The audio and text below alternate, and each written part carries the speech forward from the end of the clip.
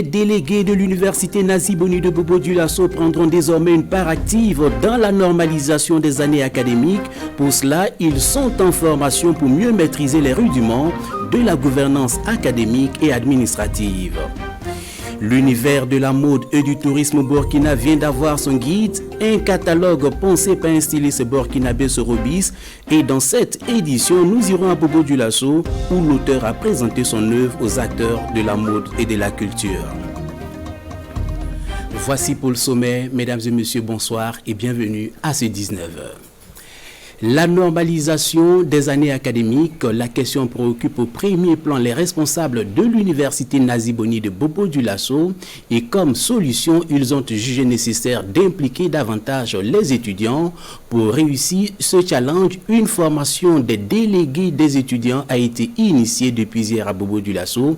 Drissa Traoré et Karim Sissé, reportage. Face à face entre enseignants et délégués des étudiants de l'université Nazi Boni de Bobo-Dioulasso.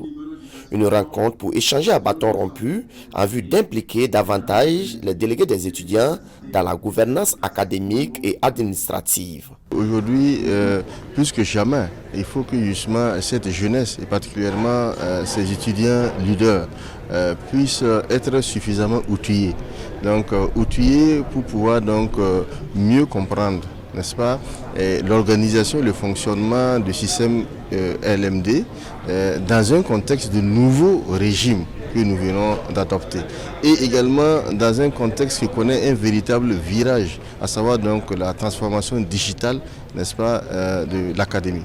Cette main tendue des premiers responsables de l'université Nazi Boni aux étudiants devrait en principe contribuer à relever les défis de la normalisation des années et du rattrapage des retards académiques. Et pour ce faire, des échanges sur certaines valeurs s'avaient nécessaires. À savoir donc les valeurs de citoyenneté et donc le civisme, la civilité, le patriotisme, qui sont toutes des valeurs qu'un étudiant leader devrait donc acquérir pour faire face aux nombreux défis de développement de l'université Nazi Boni en vue, n'est-ce pas, du rattrapage, n'est-ce pas, du retard académique. Au sortir de cette rencontre, les délégués des étudiants et les responsables universitaires devraient s'accorder sur un certain nombre de sujets. Toutes choses qui permettraient aux universités burkinabées de retrouver leur lustre d'antan. 150 étudiants de l'université Aube Nouvelle de Ouagadougou ont effectué ce matin une visite dans les locaux de la RTB Télévision. Cette immersion au sein de la télévision permet aux étudiants de mieux comprendre le fonctionnement de la chaîne et surtout se familiariser au personnel qui y travaille. Ces moments d'apprentissage et de partage sont rapportés ici par Asmane Zoundi et Amadou Marcelto. Conférence de rédaction particulière ce vendredi matin à la télévision nationale.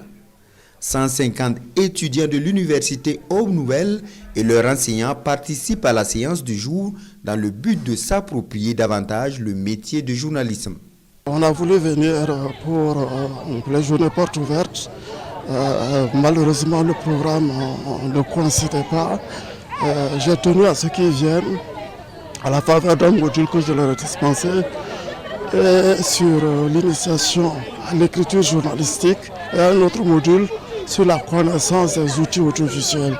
C'est surtout dans le cadre de l'enseignement du deuxième module, la connaissance des outils audiovisuels, que je leur ai demandé de venir vous rendre visite après avoir dispensé le cours technique.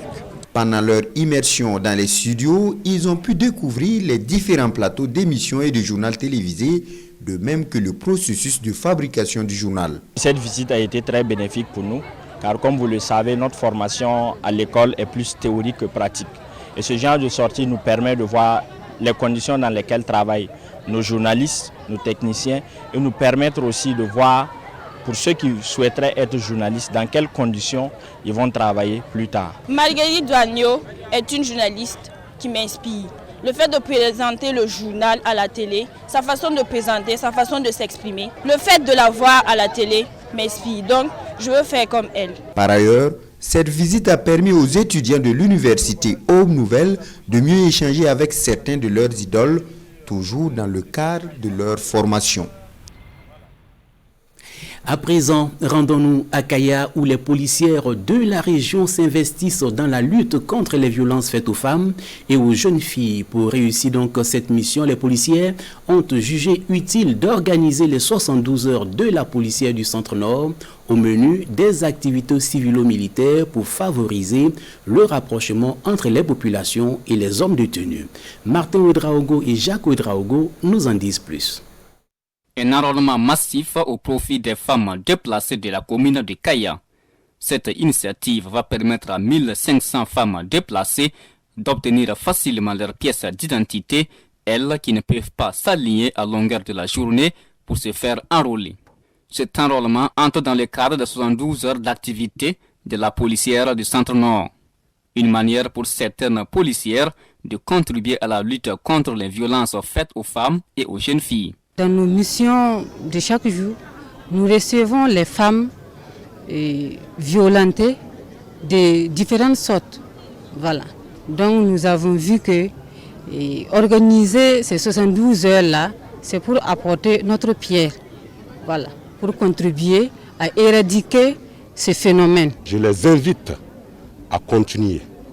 C'est cette lancée, ce qui va permettre un temps soit peu aux femmes, aux personnes déplacées, internes, et plus particulièrement les femmes, de comprendre que derrière ces femmes-là, il y a des policières qui sont là pour leur protection. Pour les parents de cette première édition, cette initiative s'inscrit en droite ligne des objectifs poursuivis par leur structure et association qui est de venir à bout des violences basées sur le genre. C'est des activités que nous menons depuis plus de 10 ans.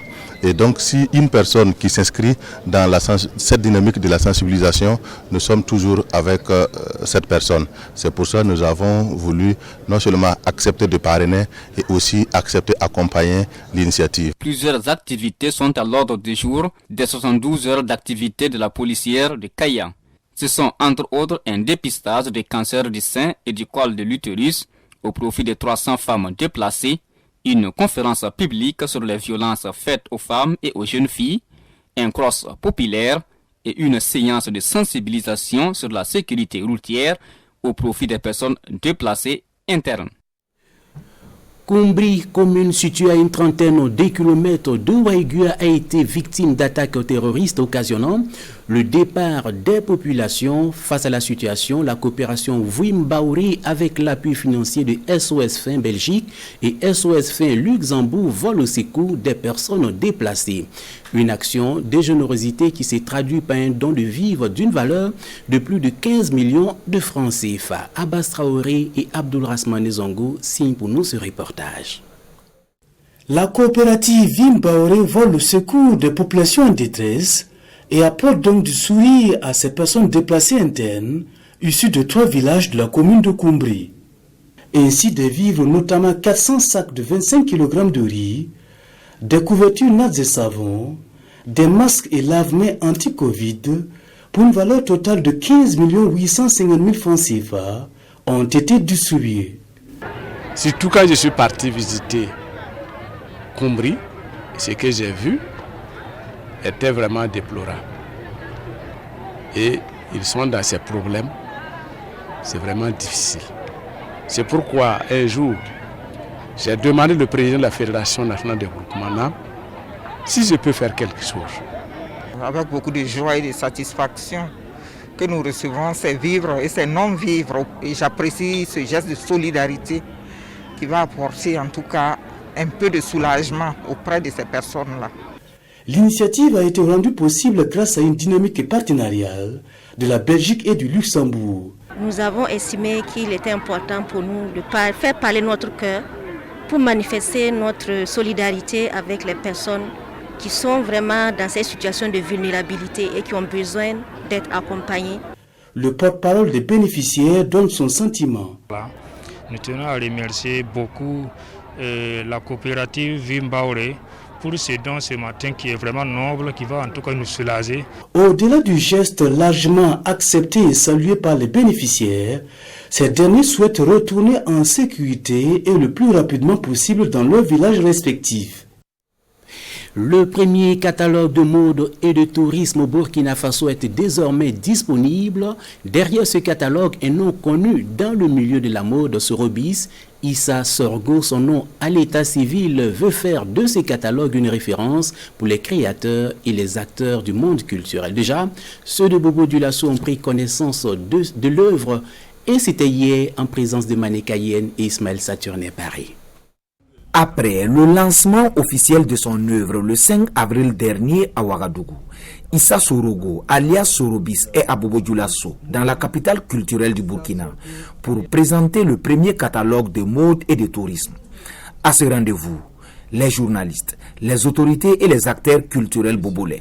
Pour les stylistes et modélistes, ce projet de création du catalogue permet de mieux vendre l'image du Burkina Faso. C'est un sentiment de fierté, de grande fierté, parce que là nous allons arrêter de copier ce qui se passe à l'extérieur, notamment les catalogues occidentaux ou les catalogues même de la sous-région en Afrique de l'Ouest. Maintenant, c'est les gens qui vont nous copier. Ils vont voir un peu comment se coupe un faso d'Anfani, comment se taille un cocodunda. Il y a des gens des pays extérieurs en Afrique qui ont commencé à nous contacter, qui nous ont demandé est-ce que vous pensez pouvoir exporter votre expertise chez nous dans notre pays afin de nous aider à constituer notre catalogue de mode. C'est un sentiment de joie et c'est le Burkina qui gagne. Cette œuvre qui est pionnière dans le domaine de la mode et du tourisme au Burkina, selon les acteurs du domaine, servira de référentiel en la matière.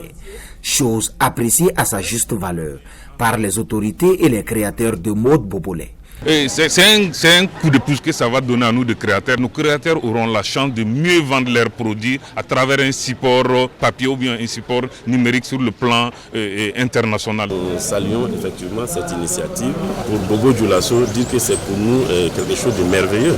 Notre souhait est qu'effectivement il y ait une adhésion massive à ce projet. La réalisation de ce premier catalogue de mode et de tourisme a connu la participation des photographes, des graphistes, des communicateurs, des journalistes et bien d'autres. Le souhait de son initiateur est de voir tous les Burkinabés se l'approprier. En attendant, le catalogue se vend au prix unitaire de 10 000 francs CFA. On s'arrête ici pour aujourd'hui et également pour cette semaine. Merci à tous pour votre fidélité. Bonsoir.